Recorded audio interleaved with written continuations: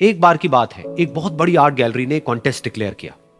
उसमें उन्होंने अनाउंस किया कि जो भी पेंटर पीस को डिपिक्ट करने वाली वर्ल्ड की सबसे अच्छी पेंटिंग बनाएगा उसको $10 मिलियन का इनाम मिलेगा। यह बात पूरी दुनिया में फैल गई और पूरी दुनिया से हजारों पेंटर्स ने अपनी अपनी पेंटिंग भेजी उस कॉन्टेस्ट में पार्टिसिपेट करने के लिए। उन हजारों पेंटिंग्स में से जो इस कॉन्टेस्ट के जजेस थे उन्होंने फाइनली 100 पेंटिंग्स को शॉर्टलिस्ट किया और उन 100 पेंटिंग्स की एक एग्जीबिशन लगाई। उस एग्जीबिशन में इन सारे पेंटर्स को तो इनवाइट किया ही किया, साथ ही साथ मीडिया वाले भी बैठे हुए थे और मीडिया वालों के साथ हजारों लोगों की भीड़ भी जमा थी। क्योंकि प्राइज अमाउंट इतना बड़ा था तो सबका इंटरेस्ट था ये जानने में कि कौन जीतेगा, कि वो पेंटिंग कैसी होगी और कौन वो पेंटर होगा जिसको इतना बड़ा अमाउंट मिलेगा। फाइनली वो दिन आ ही गया। वहां पर सारी ही पेंटिंग्स देखने लायक थी और एक से बढ़कर एक थी। उसमें से कुछ पेंटिंग्स थी जहां पर सबसे ज्यादा भीड़ थी। जैसे एक पेंटिंग थी जहां पर एक बिल्कुल साफ पानी की नदी बह रही थी, जिसके पीछे कुछ पहाड़ थे, उसके ऊपर बर्फ जमी हुई थी और पीछे से सनराइज हो रहा था। एक और पेंटिंग थी जहां पर पेंटर ने पीस को डिपिक्ट किया था फुल मून नाइट के थ्रू, यानी कि एक बिल्कुल पीसफुल लेक थी जिसका पानी बिल्कुल स्टिल था, इतना स्टिल कि उसके अंदर आप रिफ्लेक्शन देख सकते थे आसपास में जो भी कुछ था उसका, बिल्कुल एक मिरर की तरह। और बिल्कुल डार्क आसमान में कुछ तारे चमक रहे थे और एक चांद चमक रहा था। उसके अलावा एक पेंटिंग थी जिसमें बिल्कुल सफेद बादल थे, नीला आसमान था और बिल्कुल हरी हरी घास थी। यानी कि सारी ही पेंटिंग्स ऐसी जिसको देख करके ही मन शांत हो जाए। तो कॉन्टेस्ट बहुत ही टफ था क्योंकि सारी पेंटिंग्स एक से बढ़कर एक थी। तो जजेस के लिए शॉर्टलिस्ट करना कि कौन सी पेंटिंग बेस्ट है, that was very very difficult. लेकिन वो मोमेंट आ ही गया जब जजेस ने अपना माइंड मेकअप कर लिया और एक पेंटिंग को इन सारी पेंटिंग्स में से सिलेक्ट कर लिया और उस पेंटिंग को एक बड़े से कर्टेन के पीछे रख दिया।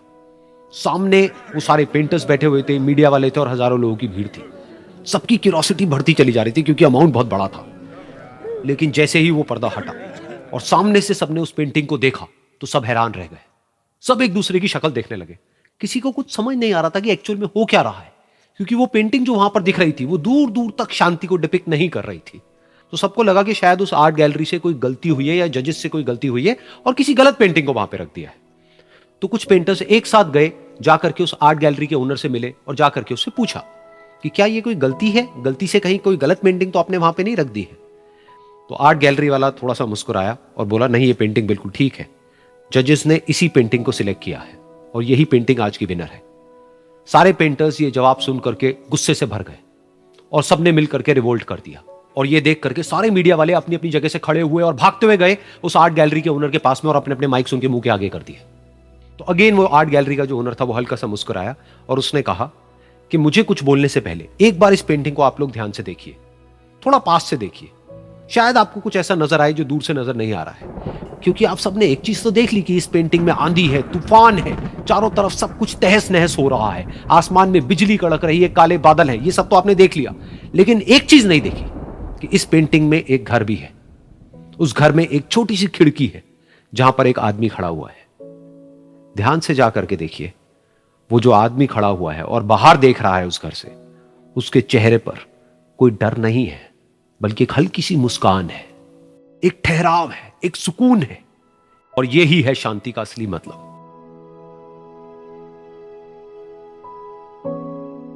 यानी कि शांति का मतलब यह नहीं है कि हमारे बाहर सब कुछ शांत है और फिर हम शांत हैं, क्योंकि वो टेम्पररी है।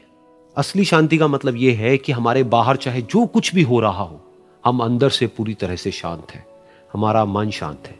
क्योंकि जिसका मन शांत नहीं है उसको चाहे आप कितनी भी सुंदर से सुंदर जगह पर ले जाकर के बिठा दो, वो वहां पर भी जाकर के दुखी ही रहेगा।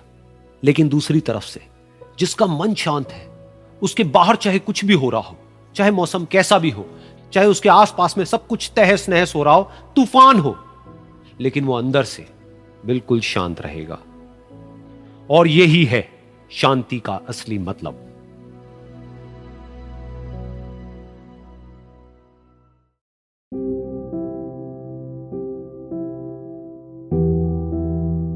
एक बार की बात है, एक छोटे से गांव में एक आदमी रहता था। उसके घर के पास में एक पहाड़ था जहां पर वो रोज सुबह जाता, उस पहाड़ पर थोड़ी देर के लिए वो बैठता, फिर वापस आ जाता। तो रोज की तरह वो सुबह सुबह जा रहा था। पीछे से उसका छोटा सा बेटा आया, उसने आकर के उसका हाथ पकड़ लिया और कहा कि आज मैं भी आपके साथ चलूंगा। उसने पहले तो उसको थोड़ा सा समझाया और मना किया, कहा कि जो रास्ता है वो बहुत ही छोटा है और चढ़ाई बहुत ज्यादा है, तो तुम मेरे साथ नहीं चल पाओगे। लेकिन फिर जब उस बेटे ने जिद करी तो पिता मान गया। तो दोनों पहाड़ पर चढ़ने लगे। पिता ने बेटे का हाथ कस के पकड़ा हुआ था। लेफ्ट साइड में पहाड़ थे, राइट साइड में खाई थी और रास्ता बहुत ही छोटा था। और वो पहाड़ की चोटी तक पहुंचने ही वाले थे, तभी रास्ते में एक बड़ा सा पत्थर आया। क्योंकि पिता उस रास्ते पर रोज आता था तो उसको पता था कि वहां पे पत्थर है, तो वो साइड से निकल गया। लेकिन जो बेटा था उसका ध्यान कहीं और था, तो उसका घुटना जा करके उस बड़े से पत्थर पर टकरा गया। तो फिर उस बच्चे के मुंह से एक चीख निकली, और जैसे ही वो चीखा उसकी आवाज उन पहाड़ों में गूंजने लगी। इससे पहले उस बच्चे ने कभी भी अपनी आवाज की गूंज नहीं सुनी थी, तो उसे समझ नहीं आया कि क्या हो रहा है। वो अंदर से थोड़ा सा घबरा गया। उसे लगा कि शायद कहीं कोई है जो छुप करके उसको देख रहा है और उसका मजाक उड़ा रहा है। फिर उस बच्चे ने बोला, कौन हो तुम? कौन हो तुम? तो जब उस बच्चे ने इस गूंज को सुना, उसे गुस्सा आ गया। उसे लगा कि कौन है ये जो मेरा मजाक उड़ाए चले जा रहा है। फिर उसने गुस्से से कहा, मैं तुम्हें छोड़ूंगा नहीं। और फिर जैसे ही उसने इस गूंज को सुना, वो घबरा गया। उसके पिता समझ गए थे कि क्या हो रहा है। उसने अपने पिता का हाथ कस के पकड़ लिया और उनसे पूछा, कौन है ये जो मुझे इतना तंग कर रहा है? कौन है ये जो मुझे इतना डरा रहा है? तो उसके पिता थोड़ा सा मुस्कुराए और उन्होंने खाई की तरफ देखा और जोर से बोला, मैं तुमसे बहुत प्यार करता हूं। ये सुनकर वो बच्चा हैरान हो गया। उसे समझ नहीं आया कि हो क्या रहा है, कि वही इंसान जो उसका मजाक उड़ा रहा है और उसको तंग कर रहा है, वो उसके पिता को बोल रहा है कि मैं तुमसे बहुत प्यार करता हूं। तो उसके पिता ने अपने बेटे को देखा और वो समझ गए कि उसके मन में क्या चल रहा है। और फिर दोबारा उन्होंने बोला, तुम बहुत अच्छे हो। और ये सुनकर उनका बेटा भी थोड़ा सा मुस्कुराया और पूछा अपने पिता से कि ये क्या हो रहा है। और फिर उसके पिता ने अपने बेटे को समझाया, ये जो आवाज तुम सुन रहे हो ना, ये किसी और की नहीं है, ये तुम्हारी ही आवाज है जो कि पहाड़ों में गूंज रही है और तुम्हें अपनी ही आवाज सुनाई दे रही है। जैसा तुम बोलते हो ठीक वैसा ही तुम्हें सुनाई देता है। अगर तुम गुस्से से कुछ कहोगे तो पलट करके जो आवाज आएगी उसमें भी गुस्सा होगा, लेकिन अगर तुम कुछ अच्छा कहोगे तो वो आवाज भी अच्छी होगी। बिल्कुल इसी तरह से हमारी जिंदगी में भी होता है। जैसा तुम अपने मन में इस जिंदगी के बारे में सोचते हो, ये जिंदगी तुम्हारे लिए बिल्कुल वैसी ही हो जाती है। अगर तुम मन ही मन अपने आप को ये बोलते रहोगे कि मेरी जिंदगी तो बहुत ही बुरी है, तो तुम्हारी जिंदगी सच में बुरी हो जाएगी। और अगर तुम अपनी जिंदगी से प्यार करोगे तो तुम्हारी जिंदगी भी तुमसे प्यार करेगी। ये बात उस बच्चे के दिमाग में घर कर गई और फिर वो दोनों उस पहाड़ की चोटी पर गए। लेकिन बच्चे के दिमाग में यही बात घूम रही थी। और फिर वो बच्चा खिलखिला के हंसा और उसने अपने दोनों हाथ खोले और अपनी पूरी ताकत से बोला, मैं तुमसे बहुत प्यार करता हूं।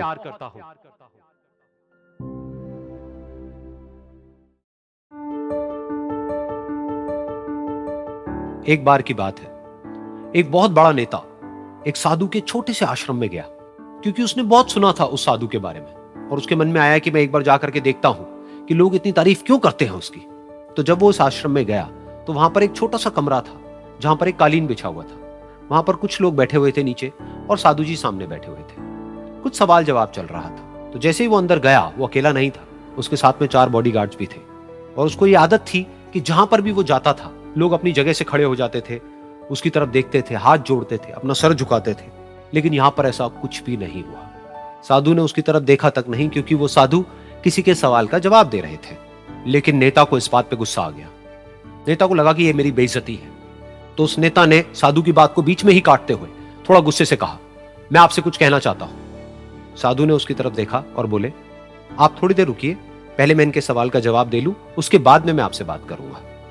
तब तक अगर आप चाहें तो आप बैठ सकते हैं। बस साधु का इतना कहने की देर थी। नेता का चेहरा गुस्से से लाल हो गया और फिर उसने अपना सारा गुस्सा उस साधु के ऊपर निकाल दिया। अभी तक वो नेता बहुत ही तमीज से बात कर रहा था, यानी कि आप कह करके बात कर रहा था। अब वो तू तड़ाक पे उतर आया। नेता ने उस साधु को कहा, तुझे पता भी है मैं कौन हूं और तू किससे बात कर रहा है? साधु ने उसकी तरफ देखा और कहा, मुझे इससे कोई फर्क नहीं पड़ता कि आप कौन हैं, लेकिन आप जो कोई भी हैं, अगर आप चाहते हैं कि मैं आपके सवाल का जवाब दूं या आपसे बात करूं तो आपको कुछ देर रुकना होगा। और साधु के ये कहते ही नेता गुस्से से पागल हो गया और वहीं सबके सामने चीखने चिल्लाने लग गया, अब मैं तुझे तेरी असली औकात दिखाऊंगा। तूने मुझसे पंगा लेकर के ठीक नहीं किया है। तुझे पता भी है मैं तेरे बारे में क्या सोचता हूं। साधु ने फिर से उसकी तरफ देखा और बड़े ही प्रेम से कहा कि मुझे इससे कोई फर्क नहीं पड़ता है कि आप मेरे बारे में क्या सोचते हैं। आप जो चाहे वो मेरे बारे में सोच सकते हैं। फिर उस नेता ने बोला कि तू चाहे सुनना चाहता है या नहीं, लेकिन मैं तुझे बताऊंगा यही सबके सामने कि मैं तेरे बारे में क्या सोचता हूं। तू एक बहुत ही घटिया इंसान है। तू कोई साधु नहीं है, तू एक ढोंगी है, पाखंडी है, और यहां पर जितने भी लोग बैठे हैं उन सबको बेवकूफ बना रहा है। तेरा बस एक ही मकसद है कि इन लोगों की जेब में जितना भी पैसा है वो सब तेरे पास में आ जाए। तू अपने फायदे के लिए इन लोगों का इस्तेमाल कर रहा है, और अब मैं तुझे नहीं छोड़ने वाला, तेरा पर्दाफाश करके रहूंगा पूरी दुनिया के सामने। लेकिन उसके इतना बोलने के बाद भी उस साधु के चेहरे पर हल्की सी मुस्कान बनी ही रही। ये देखकर वो और तिल मिला गया और उसने कहा, अब बहुत हुआ, अब मैं यहां एक मिनट भी नहीं रुकने वाला, लेकिन अभी भी तेरे पास में मौका है। अगर मुझसे माफी मांगनी है या मुझसे कुछ कहना है तो कह सकता है। इतना सब होने के बाद भी साधु बिल्कुल शांत था और उनके चेहरे पर एक मुस्कान थी। उन्होंने अपनी आंखें बंद कर ली। फिर साधु ने अपनी आंखें खोली, हाथ जोड़े और कहा कि मुझे आपसे कोई गिला शिकवा नहीं है, मेरे मन में आपके लिए कोई भी गलत ख्याल नहीं है। जो भी आपने मेरे बारे में कहा वो आपकी अपनी सोच थी, तो मुझे आप में कोई भी बुराई नजर नहीं आती है। मुझे आप एक बहुत ही भले इंसान लगते हैं। और साधु के इतना कहते ही नेताजी का दिमाग 7वें आसमान पर पहुंच गया। उनके चेहरे पर एक अजीब सी खुशी थी, क्योंकि उस साधु ने वो ही कहा जो बाकी सब लोग उस नेता को कहते हैं। और वो खुशी खुशी उस आश्रम से अपने घर की तरफ चला गया और जा करके अपने पिताजी के साथ में बैठ गया। उसके पिताजी की आंखें बंद थी और वो ध्यान में थे। पूरी जिंदगी उन्होंने सिर्फ लोगों की सेवा करी और बदले में कुछ भी एक्सपेक्ट नहीं किया। तो थोड़ी देर बाद जब उन्होंने अपनी आंखें खोली और देखा अपने बेटे को अपने साथ बैठे हुए, तो उनके बेटे के चेहरे पर आज एक अजीब सी खुशी थी जो आज से पहले उन्होंने कभी नहीं देखी थी। फिर उसने एक एक करके सब कुछ बताया कि आज क्या हुआ, किस तरह से वो आश्रम गया, वहां पर क्या हुआ, उसने क्या कहा, उन्होंने क्या कहा। तो जब इसके पिताजी ने पूरी बात सुनी तो थोड़ा सा मुस्कुराए और अपने बेटे को देख करके बोले कि उन्होंने तुम्हारी तारीफ नहीं करी है, क्योंकि उन्होंने वो नहीं कहा कि जो तुम हो, उन्होंने वो कहा कि जो वो खुद है। और तुमने जो भी कुछ उनको कहा वो नहीं कहा कि जो वो है, बल्कि तुमने वो कहा जो तुम खुद हो। यही बात वेदों में भी कही गई है, यथा दृष्टि तथा सृष्टि। ये दुनिया तुम्हें वैसी नहीं दिखती है जैसी कि ये दुनिया है। ये दुनिया तुम्हें वैसी दिखती है जैसे तुम खुद हो। जिसकी नजर जैसी है उसके लिए ये दुनिया वैसी ही है। तो अगर तुम अपनी दुनिया को बदलना चाहते हो तो उसका सिर्फ एक तरीका है, अपनी नजर को बदलो।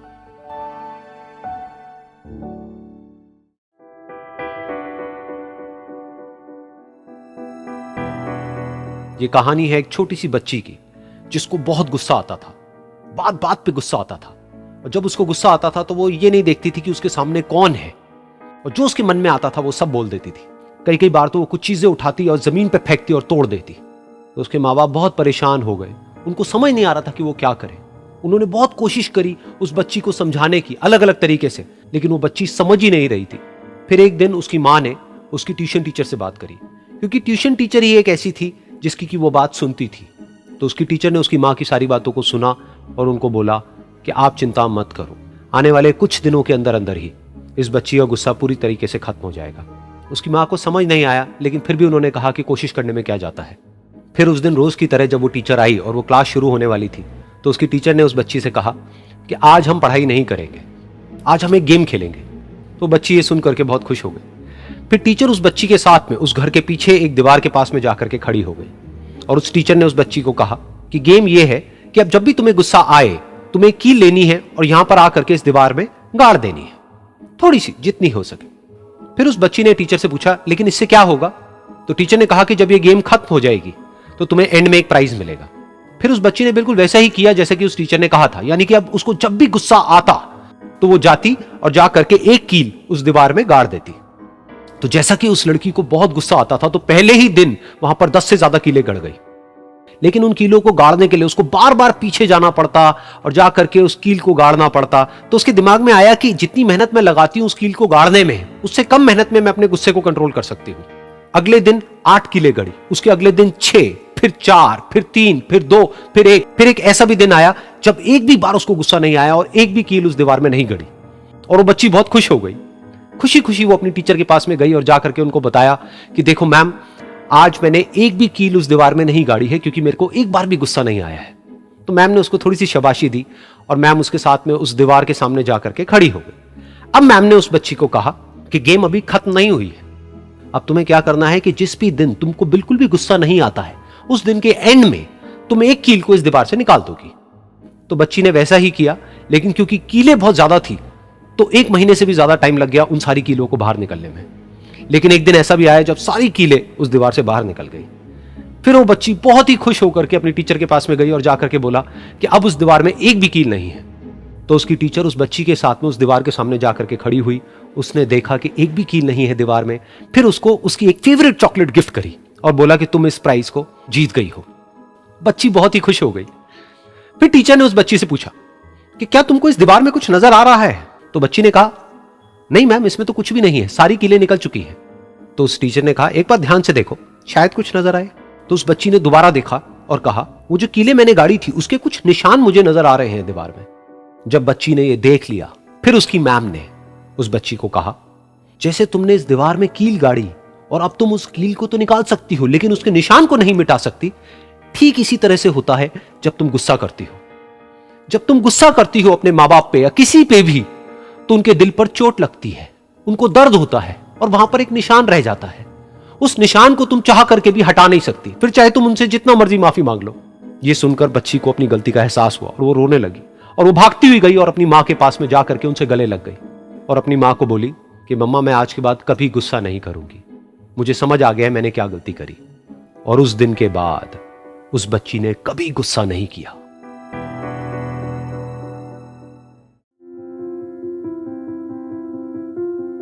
एक बार एक लड़की ने एक एंट्रेंस एग्जामिनेशन को क्रैक करने की बहुत कोशिश करी, बहुत मेहनत करी, लेकिन उसके बाद भी वो उसको क्रैक नहीं कर पाई, जिसकी वजह से वो अंदर से पूरी तरह से टूट गई, बहुत परेशान रहने लग गई, दुखी रहने लग गई। उसके पिता से अपनी बेटी की यह हालत देखी नहीं गई। फिर उन्होंने एक दिन अपनी बेटी को बुलाया और उन्होंने अपनी बेटी को कहा कि तुम मेरे साथ एक बार किचन में चलो, मुझे तुम्हें कुछ दिखाना है। किचन में पहले से ही उन्होंने गैस स्टोव के ऊपर 3 बोल रखे हुए थे। फिर उन्होंने उन तीनों बोल्स के अंदर पानी भरा, एक के अंदर कुछ आलू डाले, एक के अंदर कुछ अंडे और एक के अंदर कॉफी बीन्स, और उसको उबलने के लिए छोड़ दिया। उसके बाद में 5 मिनट हो गए, 10 मिनट हो गए, 20 मिनट हो गए और वो वहां पर खड़े रहे अपनी बेटी के साथ में और उसको देखते रहे।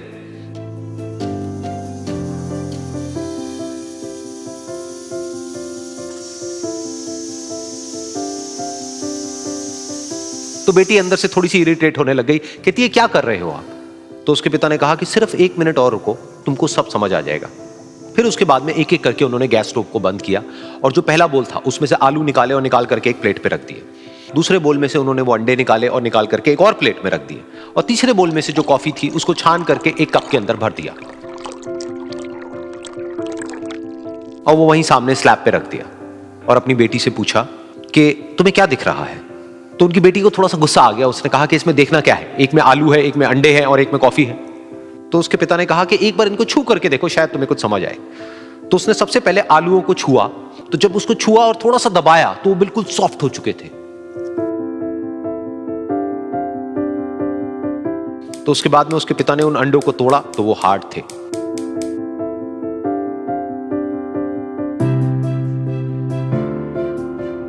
और फिर उसके पिता ने वो कॉफी वाला कप उठाया और अपनी बेटी को कहा कि एक बार इसको सूंघ करके देखो। तो जब उनकी बेटी ने उस कॉफी को सूंघा तो उसके चेहरे पर एक स्माइल आ गई। फिर उसके पिता ने अपनी बेटी को कहा कि तुमने ध्यान से देखा कि क्या हुआ यहां पर? ये तीनों ही बिल्कुल एक ही सिचुएशन में गए, लेकिन तीनों ने अलग अलग तरीके से रिस्पॉन्ड किया। तो पहला यानी कि आलू, जब हमने उसको उस पानी में डाला था उससे पहले वो बहुत ही हार्ड थे और स्ट्रांग थे, लेकिन गर्म पानी में जाने के बाद में वो अंदर से बिल्कुल सॉफ्ट हो गए, यानी कि कमजोर पड़ गए। दूसरे थे अंडे, जो गर्म पानी में जाने से पहले अंदर से बिल्कुल ही कमजोर थे, लेकिन गर्म पानी में जाने के बाद वो अंदर से स्ट्रांग हो गए। तीसरी थी कॉफी, जिसने कुछ ऐसा किया जो इन दोनों से बिल्कुल अलग था, यानी कि उसने उस गर्म पानी में जाने के बाद में खुद को नहीं बदला बल्कि उस पानी को ही बदल दिया। बिल्कुल इसी तरह से हमारी जिंदगी में भी होता है। तुम्हारे ऊपर है कि तुमको इन तीनों में से क्या बनना है। एक, आलू के जैसा, यानी कि जब तुम्हारी जिंदगी में कोई मुश्किल आए तो तुम अंदर से पूरी तरह से टूट जाओ, यानी कि कमजोर पड़ जाओ। दूसरा, अंडे के जैसा, यानी कि जैसे ही तुम्हारी जिंदगी में कुछ मुश्किलें आए, वो मुश्किलें तुमको अंदर से तोड़े नहीं बल्कि तुम अंदर से और स्ट्रांग हो जाओ। या फिर तीसरा, यानी कि कॉफी के जैसा, मतलब कि जब तुम्हारी जिंदगी में कुछ मुश्किलें आए तो तुम ना सिर्फ उन मुश्किलों का डट करके सामना करो बल्कि अपनी जिंदगी को ही बदल दो।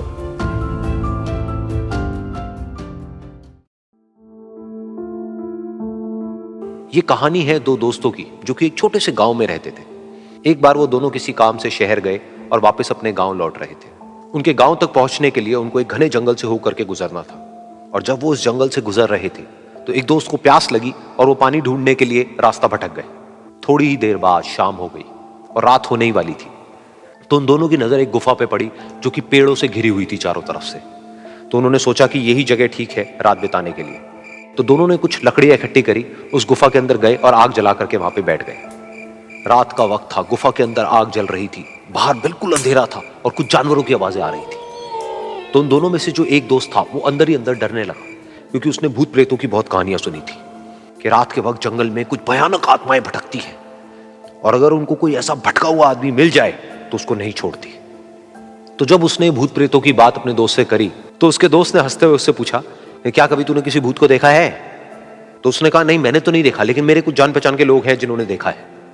तो उसके दोस्त ने उसको समझाने की बहुत कोशिश करी कि यार ऐसी सुनी सुनाई बातों पर विश्वास नहीं करते हैं, अब तू सो जा और मुझे भी सोने दे, मुझे नींद आ रही है। और इतना कह करके उसका दोस्त वहीं पर लेट गया और थोड़ी देर में सो गया। लेकिन वो जो अंदर से डरा हुआ था वो लेट तो गया, लेकिन उसको नींद नहीं आ रही थी। उसको लग रहा था कि शायद यहां पर कहीं कोई है जो छुप करके कहीं से उसको देख रहा है। उस आग की वजह से कुछ परछाइयां बन रही थी वहां पर पत्थरों पर, तो उन परछाइयों को देख करके भी वो डर रहा था। फिर कुछ घंटे तक ऐसे ही चलता रहा। फिर उसके बाद में क्योंकि वो थका हुआ था तो उसको नींद आ गई। लेकिन नींद आने के कुछ देर बाद ही उसको एक सपना आया। सपने में उसको एक बहुत ही भयानक परछाई उसकी तरफ बढ़ती हुई नजर आई। अब जैसे जैसे वो अंदर से डरता चला जा रहा था, वो परछाई उसके और पास आती चली जा रही थी और बड़ी होती चली जा रही थी। और उस परछाई में एक हाथ उसको नजर आया जिसके बड़े बड़े नाखून थे, और वो हाथ उसकी तरफ बढ़ता चला गया और उसके गले तक पहुंचने ही वाला था कि तभी वो डर करके एकदम से उठा। फिर उसने अपने दोस्त की तरफ देखा जो कि सो रहा था, उसको पकड़ करके जोर से उठाया। फिर उसने अपने दोस्त को बताया कि उसके साथ में क्या हुआ।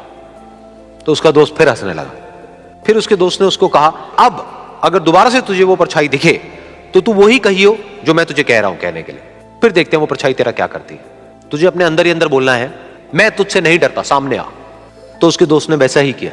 थोड़ी देर बाद दोबारा से उसको सपने में वही परछाई नजर आई और वो परछाई धीरे धीरे उसकी तरफ बढ़ने लगी। लेकिन इस बार वो उस परछाई से डरा नहीं, बल्कि अपनी पूरी हिम्मत जुटा करके उसने वो ही कहा, मैं तुझसे नहीं डरता, सामने आ। मैं तुझसे नहीं डरता, सामने आ। मैं तुझसे नहीं डरता, सामने आ। जैसे जैसे वो ये बोलने लगा, वो परछाई छोटी होने लगी और उससे दूर होने लगी।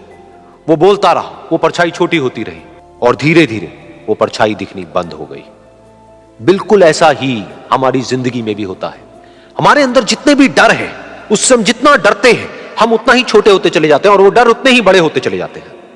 लेकिन अगर हम अपने अंदर के डरों से नहीं डरते हैं और उसका सामना करते हैं तो दुनिया का ऐसा कोई भी डर नहीं है जो कि हमें डरा पाए।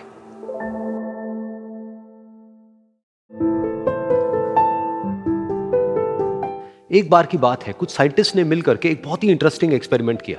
उन्होंने क्या किया कि एक बहुत बड़ा सा पिंजरा लिया, उसके अंदर 5 बंदरों को रख दिया और वहां पर एक सीढ़ी लगा दी। उस सीढ़ी के टॉप पर कुछ केले रख दी। फिर उन साइंटिस्ट ने क्या किया कि जैसे ही कोई भी बंदर उस सीढ़ी पर चढ़ता केलों तक पहुंचने के लिए, तो ऊपर से ठंडे पानी की बारिश करने लग जाते। तो जैसे ही वो ठंडा पानी गिरता उस बंदर के ऊपर जो कि सीढ़ी पर चढ़ रहा था, वो फटाफट से नीचे आता तो पानी बंद हो जाता। फिर दोबारा से कोई और बंदर उस सीढ़ी पर चढ़ता उन केलों तक पहुंचने के लिए, दोबारा से यही होता। दोबारा से ऊपर से ठंडे पानी की बारिश होती, वो बंदर जैसे ही नीचे आता दोबारा से बारिश बंद हो जाती। तो बंदरों ने इसका मतलब यह निकाला कि जैसे ही कोई भी सीढ़ी पर चढ़ता है तो ऊपर से ठंडा पानी गिरता है। फिर उसके बाद में जैसे ही कोई भी बंदर उस सीढ़ी पर चढ़ने की कोशिश भी करता तो बाकी के बंदर सब इकट्ठे होकर के उसको पकड़ते, उसको मारते, उसको पीटते और उसको नीचे गिरा देते। फिर दोबारा कोई कोशिश करता, दोबारा उसके साथ भी ऐसा ही होता। फिर उन साइंटिस्ट ने क्या किया कि उन 5 बंदरों में से एक बंदर को उस पिंजरे में से निकाला और उसकी जगह एक नए बंदर को उस पिंजरे के अंदर डाल दिया। अब उस बंदर को नहीं पता था कि यहां पर क्या खेल चल रहा है। उसको जैसे ही सीढ़ी के ऊपर वो केले नजर आए, वो फटाफट से उस सीढ़ी के ऊपर चढ़ने लगा। अब की बार साइंटिस्ट ने कोई बारिश नहीं करी, लेकिन फिर भी जो बाकी के बंदर थे उन्होंने इसको पकड़ा, सीढ़ी से नीचे उतारा और मारने पीटने लग गए। इस बंदर को समझ नहीं आया कि मेरे को क्यों मारा जा रहा है, तो उसने दोबारा कोशिश करी। जैसे ही उसने दोबारा कोशिश करी, दोबारा से उन 4 बंदरों ने वही किया।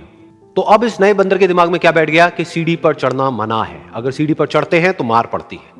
उस सीढ़ी पर चढ़ना क्यों मना है और क्यों मार पड़ती है वो उसको नहीं पता था, बट उसके दिमाग में ये बैठ गया कि इस सीढ़ी पर नहीं चढ़ना है, ना किसी को चढ़ने देना है।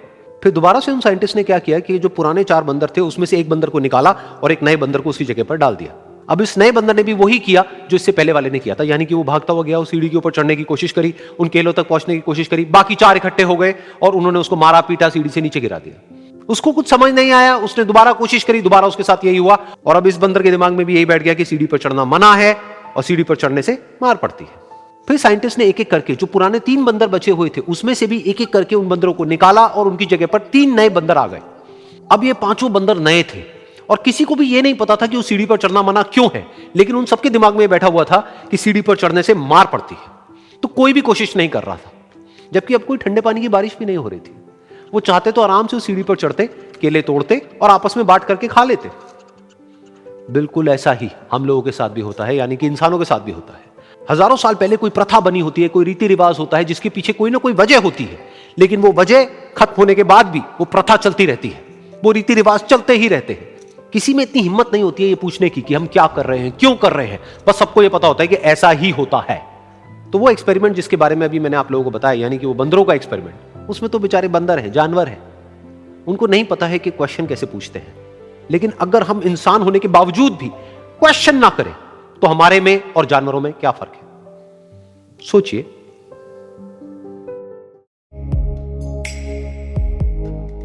एक छोटा सा गांव था, वहां पर एक आदमी पहाड़ पर पत्थर तोड़ने का काम करता था। उसको अपनी जिंदगी से कोई गिला शिकवा नहीं था। पूरा दिन वो काम करता, मेहनत करता, दिन के एंड में जो थोड़ा बहुत पैसा मिलता वो जा करके अपने परिवार के साथ में थोड़ा सा टाइम स्पेंड करता और चैन से सो जाता। तो एक दिन रोज की तरह वो अपना काम खत्म करके अपने घर की तरफ जा रहा था, तो रास्ते में चलते चलते उसके मन में ख्याल आया कि ये भी कोई जिंदगी है कि सुबह से शाम तक मैं पत्थर तोड़ने का काम करता हूं और एंड में मेरे को थोड़े से पैसे मिलते हैं, जिसमें मुश्किल से मेरा और मेरे परिवार का गुजारा हो पाता है। काश कुछ ऐसा हो जाए कि कहीं से मुझे कोई ऐसी शक्ति मिल जाए कि जो भी मैं चाहता हूं वो सच हो जाए। वो अपने घर पर गया, उसने खाना खाया, लेकिन उसका ध्यान खाने की तरफ नहीं था, उसके दिमाग में यही ख्याल चल रहा था। उसके बाद में वो यही सोचते सोचते सो गया। फिर नींद आने के कुछ देर बाद उसको एक सपना आया। सपने में उसने देखा कि रोज की तरह वो अपना काम खत्म करके अपने घर लौट रहा था। रास्ते में उसने एक बहुत ही बड़ा घर देखा और उसके मन में आया कि काश ये घर मेरा होता और मैं इसका मालिक होता। और उसके ये सोचते ही वो उस घर का मालिक बन गया। उसको यकीन ही नहीं हो रहा था कि जो उसने सोचा वो बन चुका है। लेकिन उसकी खुशी ज्यादा देर नहीं टिक पाई, क्योंकि उसको एकदम से एक शोर सुनाई दिया। उसने अपने घर के बाहर देखा कि एक बहुत बड़ी रैली निकल रही है, जिसमें बीचों बीच एक पॉलिटिशियन है जो ऐसे ऐसे हाथ हिला रहा है, और वहां पर जितने भी लोग खड़े थे सब उसके नाम के नारे लगा रहे थे, उसके आगे हाथ जोड़ करके खड़े थे, सब उसको देखने के लिए तड़प रहे थे। तब उसको यह एहसास हुआ कि मैं कितना छोटा हूं उसके आगे। और फिर उसके अंदर से एक ख्याल उठा कि काश मैं ये पॉलिटिशियन होता और मेरे पास भी इतनी ही पावर होती जितनी कि इसके पास में है। बस उसका इतना सा सोचने की देर थी, वो पॉलिटिशियन बन गया। उसकी खुशी का ठिकाना नहीं था, क्योंकि उसके आसपास में हजारों लोगों की भीड़ थी और सब उसको देखने के लिए तरस रहे थे, तड़प रहे थे। लेकिन उसकी ये खुशी भी ज्यादा देर नहीं टिक पाई। धूप बहुत ही तेज थी और उस पॉलिटिशियन को आदत नहीं थी इतनी गर्मी में रहने की, तो उस धूप की वजह से उसको चक्कर आ गए और वो बेहोश होकर के गिर गया। फिर उसको एहसास हुआ कि ये पॉलिटिशियन सबसे ताकतवर नहीं है, ये जो सूरज है ये सबसे ताकतवर है। और उसके मन में आया कि काश मैं ये सूरज बन जाऊं तो मेरे आगे कोई नहीं टिक पाएगा। और उसका इतना सा सोचने की देर थी और वो सूरज बन गया और वो खुशी से पागल हो गया, क्योंकि पूरी दुनिया को वो ही रोशन कर रहा था और पूरी दुनिया में ऐसा कोई नहीं था जो कि उसकी रोशनी को रोक सके। लेकिन उसकी ये खुशी भी ज्यादा देर टिक नहीं पाई, क्योंकि कुछ ही देर बाद आसमान में कुछ काले बादल आए जिन्होंने कि उस सूरज की रोशनी को रोक दिया। फिर उसको यह एहसास हुआ कि इस दुनिया में ऐसा भी कोई है जिसमें दम है उसकी रोशनी को रोकने का। और उसके मन में एक ख्याल उठा कि काश मैं वो बादल बन जाऊं। और वो बादल बन गया और आसमान में उड़ने लगा। उसको ऐसा लगा कि मैं आसमान में उड़ रहा हूं और अब मैं जहां चाहे वहां जा सकता हूं। लेकिन कुछ देर बाद वहां पर एक बहुत तेज हवा का झोंका आया जो कि उन बादलों को उड़ा करके ले गया। अब फिर उसे ये समझ आया कि ये जो बादल हैं वो सूरज की रोशनी को तो रोक सकते हैं, लेकिन हवा को नहीं रोक सकते। ये हवा उनको बहा करके ले जाती है। फिर उसके मन में आया कि काश मैं ये हवा बन जाऊं, और वो हवा बन गया। हवा बनने के बाद में उसको अपने अंदर एक अलग ही ऊर्जा का अनुभव हुआ। वो चाहे तो आराम से बहता और चाहे तो आंधी बन करके, तूफान बन करके, जिसको भी चाहे उड़ा करके ले जाता। उसको ये विश्वास होने ही लगा था कि इस दुनिया में सबसे ज्यादा शक्तिशाली मैं हूं। लेकिन तभी उसके सामने आया एक पहाड़। उसने अपनी पूरी ताकत लगा दी, लेकिन उस पहाड़ को वो इतना सा भी नहीं हिला पाया। तब उसको यह एहसास हुआ कि इस दुनिया में कोई है जो हवा से भी ज्यादा शक्तिशाली है, जिसमें दम है उस हवा को रोकने का। फिर उसके मन में आया कि काश मैं ये पहाड़ होता, और वो पहाड़ बन गया। लेकिन हर बार की तरह इस बार भी उसकी खुशी ज्यादा देर तक नहीं टिक पाई। उसको एक जानी पहचानी सी आवाज सुनाई दी और साथ ही साथ उसको दर्द होने लगा, जैसे कि कोई है जो उसको तोड़ रहा है, उसको मार रहा है। तो दर्द से वो चीखने लगा और उसके मन में आया कि काश मैं वो बन जाऊं, क्योंकि इस पहाड़ को तोड़ने का दम रखता है। लेकिन इस बार उसकी ये ख्वाहिश पूरी नहीं हुई।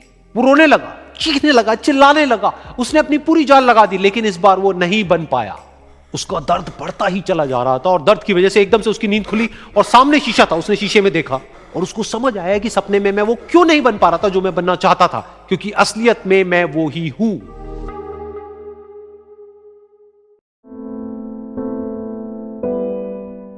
ये कहानी है दो दोस्तों की, और उनकी दोस्ती की शुरुआत हुई थी अभी कुछ दिन पहले हॉस्पिटल के कमरे से, जहां पर वो दोनों एडमिट थे। तो दोनों में से जो एक था, उसको अभी कुछ दिन पहले एक पैरालिसिस का अटैक आया था, जिसकी वजह से गर्दन के नीचे की उसकी पूरी बॉडी पैरालाइज हो गई थी और वो अपनी एक उंगली तक नहीं हिला सकता था। और पूरे दिन जो भी नर्स उसके पास में आती, वो उसको एक ही बात कहता कि मुझे कोई ऐसा इंजेक्शन दे दो जिससे कि मैं मर जाऊं, अब मैं और जीना नहीं चाहता, ऐसी जिंदगी का मैं क्या करूंगा।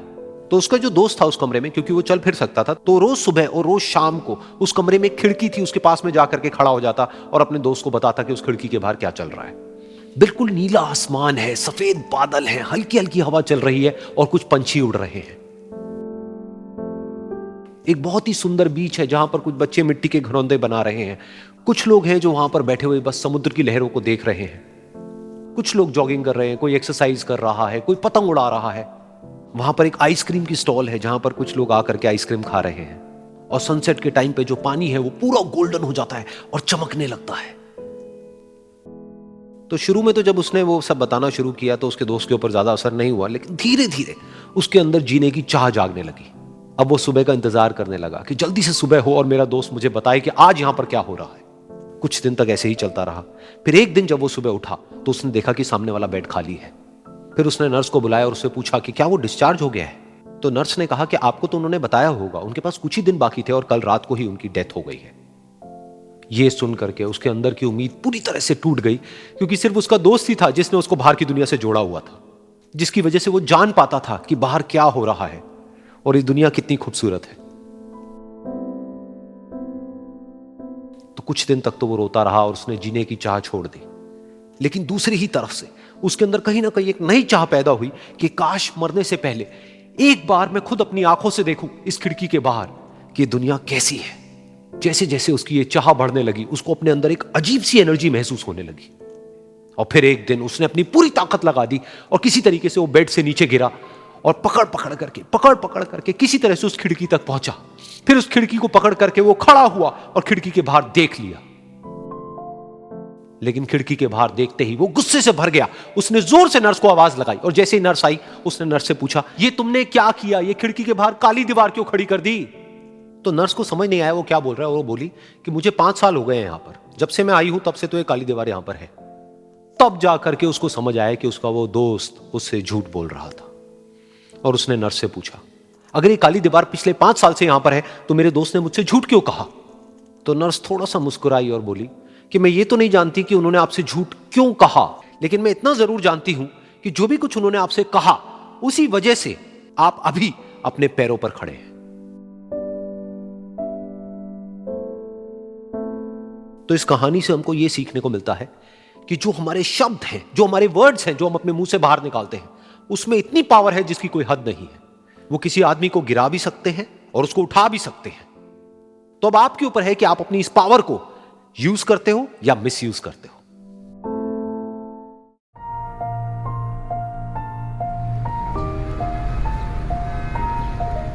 एक बार एक छोटी सी बच्ची हाथ में मिट्टी की गुल्लक लेकर के भागती हुई एक दवाइयों की दुकान पर गई। वो काफी देर तक वहां पर खड़ी रही, लेकिन दुकानदार का ध्यान उसकी तरफ नहीं गया क्योंकि और भी बहुत सारे लोग खड़े हुए थे। उसने दुकानदार को कई बार बुलाया, लेकिन वहां पर भीड़ इतनी थी कि दुकानदार का ध्यान उसकी तरफ गया ही नहीं। और फिर उस बच्ची को थोड़ा सा गुस्सा आया तो उसने अपनी मिट्टी की गुल्लक लेकर के वहीं काउंटर पर जोर से रख दी, जिसके बाद में जो दुकानदार था और जितने भी लोग खड़े थे वो सब उस बच्ची की तरफ देखने लग गए। और फिर उस दुकानदार ने उस बच्ची से पूछा, बेटे आपको क्या चाहिए। तो वो बड़े ही भोलेपन से बोली कि मुझे एक चमत्कार चाहिए। ये सुनकर के दुकानदार को कुछ समझ नहीं आया, ना ही वहां पर जो लोग थे उनको कुछ समझ में आया और सब उसकी तरफ देखने लग गए। फिर दुकानदार ने बोला, बेटे चमत्कार तो यहाँ पर नहीं मिलता है। तो बच्ची को लगा कि वो उससे झूठ बोल रहा है। तो बच्ची ने कहा कि मेरी गुल्लक में बहुत पैसे हैं, आप बताओ आपको कितने पैसे चाहिए, लेकिन मैं आज यहां से चमत्कार लेकर के ही जाऊंगी। तो वहीं काउंटर पे एक और आदमी खड़ा था, उसने उस बच्ची से पूछा कि बेटे क्यों चाहिए तुमको चमत्कार। तब उस बच्ची ने अपनी कहानी बताई कि अभी कुछ दिन पहले मेरे भाई के सर में बहुत तेज दर्द हुआ तो मेरे पापा मम्मी उसको हॉस्पिटल ले गए। उसके बाद कई दिन तक मेरा भाई घर नहीं आया। तो मैंने कई बार अपने पापा से पूछा, लेकिन उन्होंने मुझे कुछ नहीं बताया। उन्होंने बार बार यही कहा कि वो आ जाएगा, वो कल आ जाएगा, वो कल आ जाएगा, लेकिन वो आ ही नहीं रहा था। तो मैंने देखा कि मम्मी रो रही है। अब पापा मम्मी को कह रहे थे कि उसकी दवाइयों के लिए और उसके इलाज के लिए जितने पैसे चाहिए उतने मेरे पास में नहीं है, अब उसको कोई चमत्कार ही बचा सकता है। तब मुझे लगा कि अगर मेरे पापा के पास में इतने पैसे नहीं भी हैं तो क्या हुआ, मेरे पास में तो है। तो मैंने जितने भी पैसे जोड़ रखे हैं वो सारे लेकर के मैं इस दवाई की दुकान पर आई। फिर उस आदमी ने उस बच्ची से पूछा, कितने पैसे हैं तुम्हारे पास में? ये सुनते ही उस बच्ची ने अपनी गुल्लक उठाई, जमीन पर फेंकी और तोड़ दी और पैसे गिनने लग गई। बाकी सब लोग खड़े होकर के उसको देख रहे थे। थोड़ी देर बाद उसने सारे पैसे अपने हाथ में इकट्ठे किए और बोली, मेरे पास में पूरे 19 रुपए हैं। वो जो आदमी वहां पर खड़ा था वो थोड़ा सा मुस्कुराया और बोला कि अरे तुम्हारे पास में तो पूरे पैसे हैं, इतने का ही तो आता है चमत्कार। ये सुनकर के वो बच्ची बहुत खुश हो गई और बोली कि चलो मैं आपको अपने पापा से मिलवाती हूं। बाद में पता लगा कि वो आदमी कोई आम आदमी नहीं था, बल्कि एक बहुत बड़ा न्यूरोसर्जन था और उसने सिर्फ 19 रुपए में उसके भाई की सर्जरी करी और कुछ ही दिन बाद वो ठीक होकर के घर वापस आ गया। फिर कुछ दिन बाद वो बच्ची, उसका भाई, उसके पापा, उसकी मम्मी चारों एक साथ बैठे हुए थे और बात कर रहे थे। तो उसकी मम्मी ने उसके पापा से पूछा कि अब तो बता दो ये चमत्कार आपने किया कैसे? तो उन्होंने अपनी बेटी की तरफ देखा और बोले, ये चमत्कार मैंने नहीं, इसने किया है।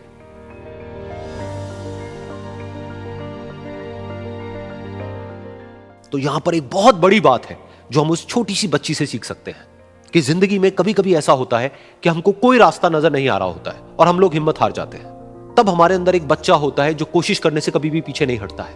वो हार मानने को तैयार नहीं होता है क्योंकि उसको ना शब्द समझ नहीं आता है। वो बच्चा जिसके लिए कुछ भी नामुमकिन नहीं है, क्योंकि वो हर हाल में कोशिश करता ही रहता है।